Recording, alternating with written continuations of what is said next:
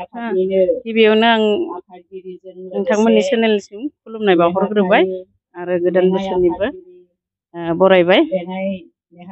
दिनैनि बे हाबाफारिखौ 64थि बर' थुनलाइ आफादनि बोसोरारि जथुम्माजों लोब्बा लाखिनानै खुंनो मोननानै जोबोर गोजोननाय मोनदों। लोगोसे जोंहा दा हाबाफारिफोराबो बेबायदियैनो मोजाङै जालांगोन होनना सानदों आङो। सेथि हाबाफारि फिरफिला बिरहोनाय हाबाफारिया जाखांबाय। बिनि उनाव जोंहा नैथि हाबाफारि मुंख्लं बिथांमोननिसिम बिबार बावनाय बेबो जालांबाय। बिनि दायो थामथि हाबाफारि रुंसारि बिथांमोननिसिम बिबार बावनाय बे हाबाफारियाबो जालांबाय। जोंहा रुंसारि बिथांमोननि बिबार बावनाया उदालगुरि जिल्लायाव दिनै गिबिसिन आरो बेनिखायनो आं जोबोर गोजोननाय मोनदों। जोङो बे हाबाफारिखौ सेन्ट्रेलनि थांखि बायदियै जोङो गिबियै बे हाबाफारिखौ जोङो मावफुंनो हादों। बेनि थाखाय आं गोजोननाय मोनदों। बेनि उनावहाय जोंहा जागोन थान्दै आजावनाय। थान्दै आजावनायनि उनाव जोङो थान्दै मेलखौ 10 बाजि लादोंमोन, नाथाय जोङो समनि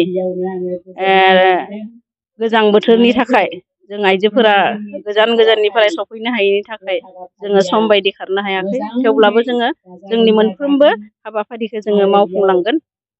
बिनि उनावहाय दोङो थान्दै मेल जिरायगोन जोङो। थान्दै मेलनि उनाव जोंहा दोङो सावराय मेल।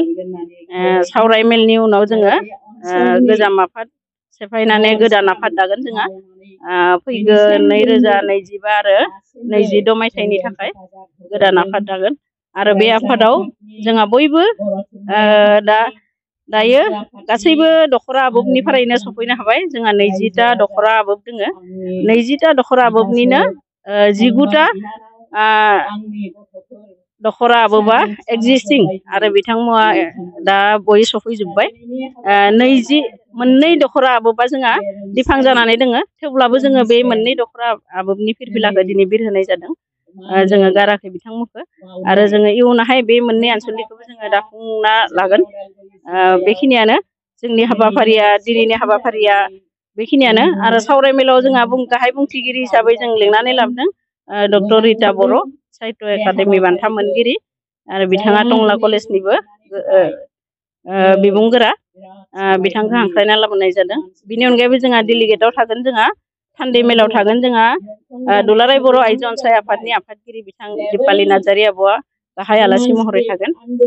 दिनैनि बे हाबाफारिया बेखिनियानो। जोंहा सानसेनि हाबाफारि लानायखाय जोङो बे खम समनि गेजेराव बे हाबाफारिखौ मावफुंलांनो थाखाय जोङो नाजागोन। आरो बे खामानियाव उदालगुरि जिल्ला आबुबनि गासैबो आबुबानो आंखौ मदद होगोन होननानै आङो हास्थायनाय थाखाबाय।